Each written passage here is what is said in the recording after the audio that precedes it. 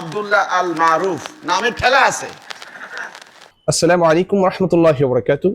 সাম্প্রতিক সময় আমরা সকলে অবগত রয়েছি, আমার সাথে হিজবুত তাওহীদের ঘটে যাওয়া ঘটনা একেবারে দেখা যায় শেষ হয়ে গিয়েছে, এটা মীমাংসিত হয়ে গিয়েছে।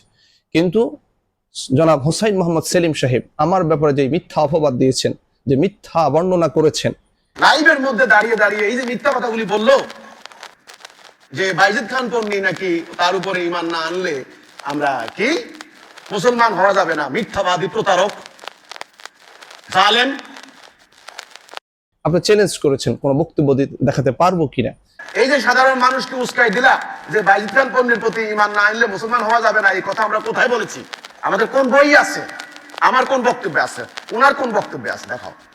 এই জন্য আজকের এই ভিডিও বার্তায় দেখিয়ে দেওয়া যে আপনার ইমাম, আপনার শ্বশুর বাইজিদ খান পন্নী ওনার নিজ কিতাবে কথাগুলো বলে গিয়েছেন যে তার উপর ঈমান না আনলে ঈমানদার হতে পারবে না। সরাসরি কথাটা বলে নাই, কথাটা আমাদেরকে বুঝিয়ে গিয়েছেন। আমরা যদি তার রচিত আল্লাহর মুজিজা হিজবুত তাওহীদ বিজয়ের ঘোষণার এই বইয়ের 33 নম্বর পৃষ্ঠায় দেখি, তিনি কত বড় স্পর্ধা দেখিয়েছেন। কি বলেন? তার উপরে যে মুজিজা নাজিল হয়েছে, মুজিজা নবী রাসূলদের ব্যতীত কার উপর নাজিল হতে পারবে কি পারবে না, এই বিষয়ে অন্য এক ভিডিওতে আলোচনা হবে ইনশাআল্লাহ। এই 33 নম্বর পৃষ্ঠায় বলেন, আল্লাহর সংখ্যার মুজিজা দ্বারা পবিত্র কোরআনকে যেমন সত্যায়ন করেছেন, একইভাবে ইমামের সেদিনের ভাষণটিকেও 3 সংখ্যার মুজিজা দিয়ে সত্যায়ন করেছেন। এই দৃষ্টিকোণ থেকে আল কোরআন ও ইমামের ভাষণটি একই পর্যায়ভুক্ত হয়ে যায়।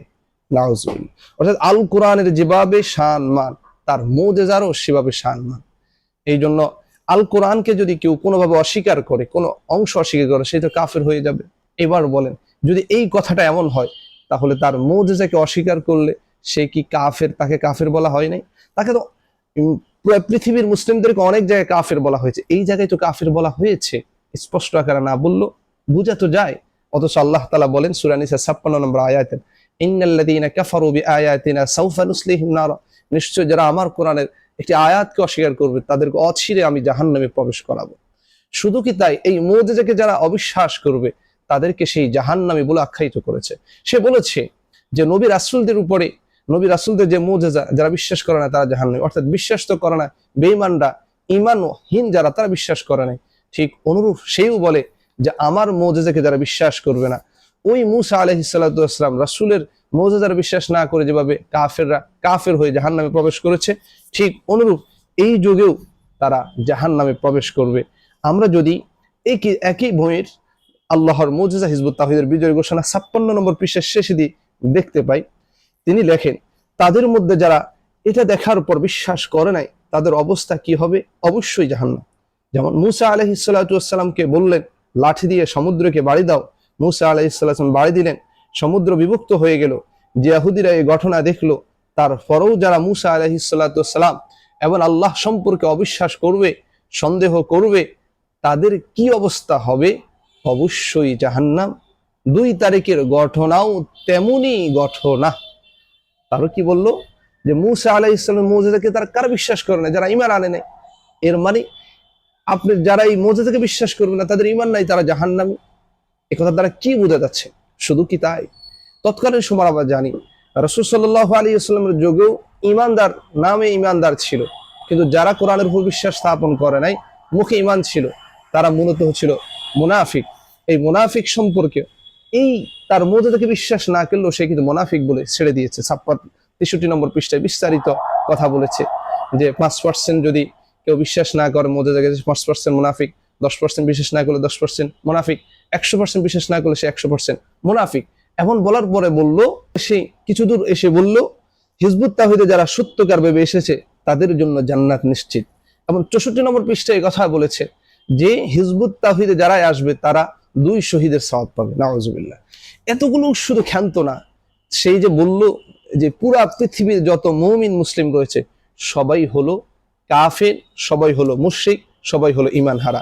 এটি আমরা হিজবুত তাওহীদের যে বইটি রয়েছে, যে বইটি আমি পড়তেছি, আল্লাহর মুজিজা হিজবুত তাওহীদের বিজয়ের ঘোষণা, এখানে সেই 23 নম্বর পৃষ্ঠার শেষ অংশে এনেছে গত 1300 বছর ধরে রাসূল সাল্লাল্লাহু আলাইহি ওয়াসাল্লাম আনিত দিন বিকৃত হতে হতে এখন যেটা ইসলাম হিসেবে দুনিয়ায় পালিত হচ্ছে, সেটার সঙ্গে প্রকৃত ইসলামের বাহ্যিক কিছু সাদৃশ্য ছাড়া কোনো মিলেই নেই। ভিতরে আত্মার চরিত্রে সেটা প্রকৃত ইসলামের সম্পূর্ণ বিপরীত। আল্লাহর সর্বব্যাপী সার্বভৌমত্ব অর্থাৎ তাওহীদ থেকে বিচ্যুত হয়ে পুরো মানব জাতি কার্যত কাফের এবং মুশরিকে পরিণত হয়েছে।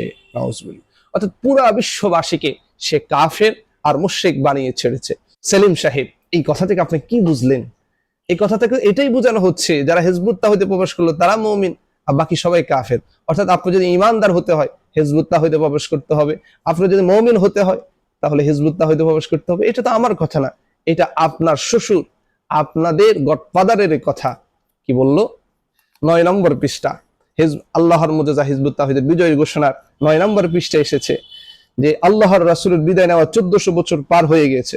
এই দীর্ঘ সময় তার প্রকৃত ইসলাম বিকৃত হতে হতে এখন আর বিকৃত কঙ্কালটি ছাড়া কিছুই অবশিষ্ট নেই।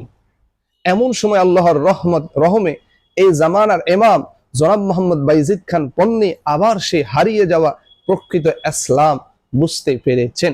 আমাদের ইমাম বলেছেন বর্তমানে সারা দুনিয়া ইসলাম হিসেবে যে ধর্মটি চালু আছে সেটি আল্লাহর দেওয়া প্রকৃত ইসলাম নয়, বরং প্রকৃত ইসলামের সম্পূর্ণ বিপরীত।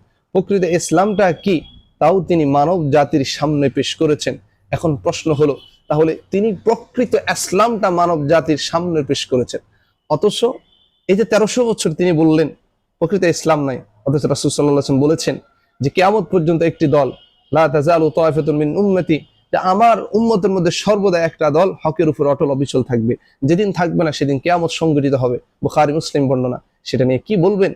এই যে বলল যে ইমাম সঠিক পথ দেখালো আর সব ডুবলি ইসলাম, সবাই কাফের মুশরিক, এই কথার দ্বারা কি এটা বোঝাই না যে যারাই হিজবুত তাওহীদ আসবে, যারাই পণ্যের মুজিজাকে বিশ্বাস স্থাপন করবে তারা মুমিন, অন্যরা মুমিন না? এরপরেও আপনাকে কি দলিল দিতে হবে?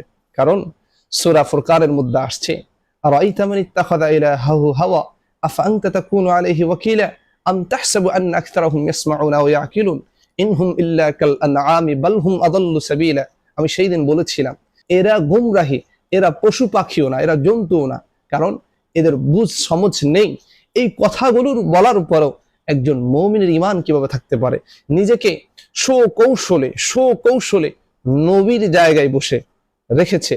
কারণ প্রত্যেক নবীর একটা পাত্র আসে, এরপরে নবী আসে, তিনি আসি নতুন ধর্মটাকে আল্লাহ তাআলার পক্ষ থেকে ধর্মটাকে নবায়ন করেন বা নতুন ধর্ম নিয়ে আসেন।